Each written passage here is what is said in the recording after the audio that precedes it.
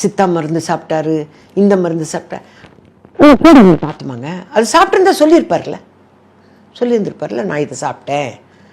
ஒவ்வொருத்தரை பற்றி ஆராய்ச்சி பண்ணுவாருங்க. இன்னும் கேட்டிருக்கேன், என்ன சார் சித்தா புஸ்தகம்லாம் படிக்கிறீங்களேன்னு கேட்கும் போது, இல்லை வடிவதற்கு நான் இவங்களை இன்டர்வியூ எடுக்கணும், ஆனால் அதுக்கு முன்னாடி நான் இவங்களை பற்றி தெரிஞ்சுக்கணும்ல, அவங்க உண்மைதானா, அவங்க எங்கேருந்து மருந்து எடுக்கிறாங்க, என்ன சொல்லி கொடுக்குறாங்கன்னு ஆராய்ச்சி பண்ணணும்னு ஆராய்ச்சி பண்ணுவார்.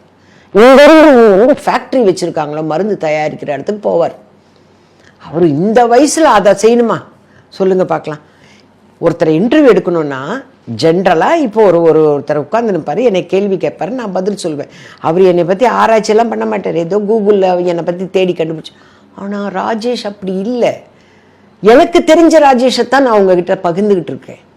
நீங்கள் உடனே கேட்பீங்கன்னா நீங்கள் என்ன கூடவேவா இருந்தீங்க, இருக்கும்பொழுது அவர் என்ன செஞ்சாரோ அதை தான் நான் உங்கள்கிட்டலாம் பகிர்ந்துக்கிட்டு இருக்கேன்.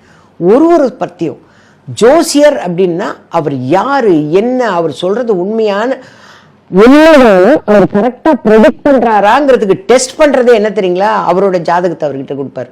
இது ஒரு ஜாதகம் சொல்லி கொடுக்க மாட்டார், சொல்லி கொடுக்காம இந்த ஜாதகத்தை பத்தி சொல்லுங்க பார்க்கலாம் அப்படின்னா இவருக்கு தெரியும் அவரை பத்தி என்னென்னு.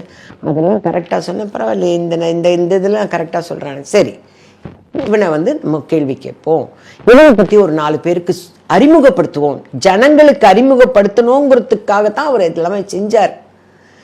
ரஜினி சார் கூட சொன்னார், அவர் ஏதாவது ஒன்று புதுசாக கண்டுபிடிச்சிட்டாருன்னா அது 4 பேர் அதனால பலன் அடையணும்னு எடுத்து கொடுப்பாரு. அந்த மாதிரி தான் எங்களுக்கும் ஷூட்டிங்கில் ஒரு தண்ணி கொடுத்தாரு, இந்த தண்ணி கொடுங்க, எப்பவுமே இளமையாக இருக்கலாம், உடம்புல இருக்க டாக்ஸின்லாம் போகணும், எங்களுக்கும் சொல்லி கொடுத்துருக்காரு.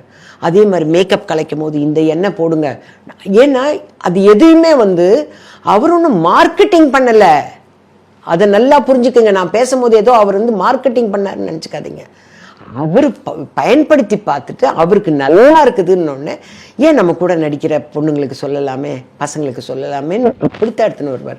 அதை கூட நான் ஒரு 3 மாதம் ஃபாலோ பண்ணுவேன், அதுக்கப்புறம் விட்டுருவேன். எதையுமே நீ சரியாக ஃபாலோ பண்ண மாட்டியா, முடியாது சார், உங்களை மாதிரி எண்ணெயெல்லாம் போட்டுட்டு உட்காந்துட்டு இருக்க முடியாது சார், அப்படித்தான் நாங்கள் சொல்லுவோம். எதையும் அவர் மார்க்கெட்டிங் பண்ணி அதனால் அவருக்கு ஒரு லாபம் அதெல்லாம் இல்லை.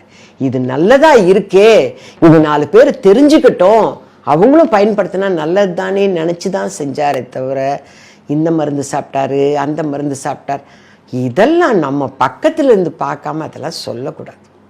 அதை சாப்பிட்டுருந்தாருன்னா அவர் வாய் நிற்காது, புரியுதுங்களா? அவர் வாய் நிற்காது, உடனே எடுத்து சொல்வார், இதுதான் இதுதான் இதுதான் அப்படின்னு எடுத்து சொல்வார். அப்படி சொல்லலைல்ல.